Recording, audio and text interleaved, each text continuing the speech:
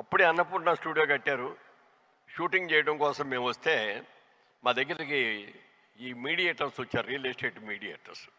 Sir పక్కనే Jubilee hills society అనే society form చేశారు సార్. అందులో సైట్లు ఉన్నాయి, 1000 గజాలండి ఒక్కో సైటు, 10,000 రూపాయలండి. మీరు తీసుకోండి ఒకటి అని చెప్పి వస్తే, చూపించబోయా నాకు బాగా ఎలివేషన్ ఉన్నది కావాలి అంటే తీసుకెళ్ళి చూపించారు. అక్కడికి వెళ్ళి చూస్తే అన్నీ ఆ కొండలు, రాళ్ళు, బండలు, ఎక్కడ పాములు ఉంటాయో ఎక్కడ పుట్టలు ఉంటాయో ఏమిటో తెలీదు. అక్కడ ఇల్లు కట్టుకున్నామంటే ఏ అర్ధరాత్రి వచ్చి ఎవడు తలబగలు కొట్టుకొని వెళ్ళిపోతాడో, నాయన వద్దని బాబు మాకు ఈ కొండల్లో గుట్టల్లో ఉండలేమో అని వెళ్ళిపోయాం. ఆ రోజున 10,000 రూపాయలకి 10,000 యాడ్స్ వచ్చేటటువంటి ఆ సొసైటీ ఇవాళ రేట్ ఎంత ఉందో ఒకసారి ఆలోచించండి. గజం 4 లక్షల నుంచి 5 లక్షల దాకా వెళ్ళిపోయింది ఇవాళ.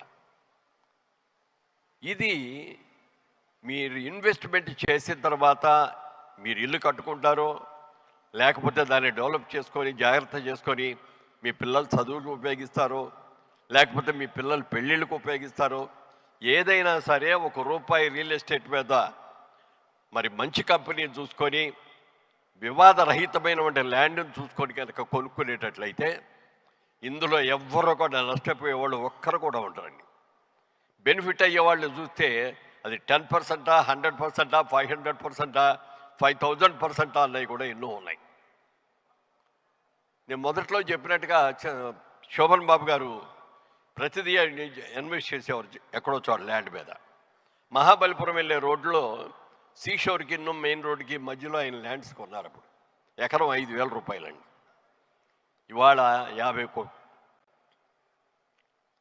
ఆ విధంగా ఒక మంచి కోరి మనం చేస్తాం. మన దగ్గరకు వచ్చిన కస్టమర్లు హ్యాపీగా ఉండాలి, నీతిగా ఉండాలి, నిజాయితీగా ఉండాలి. వాళ్ళు కష్టపడి సంపాదించిన డబ్బు మన దగ్గరకు వచ్చి ఇన్వెస్ట్ చేస్తున్నారు, వాళ్ళ భవిష్యత్తును మనం తీర్చిదిద్దాలి అనేటువంటి నమ్మకం మనకందరికీ కూడా ఉండాలి. ఆ విధంగా చేస్తూ వచ్చాం. ఇక హైదరాబాద్ గురించి చూస్తే నాకు తెలిసినంత వరకు హైదరాబాద్లో రియల్ ఎస్టేట్ ఎప్పుడు కూడా క్రాష్ అవ్వలేదు సార్, ఎప్పుడు క్రాష్ కాల.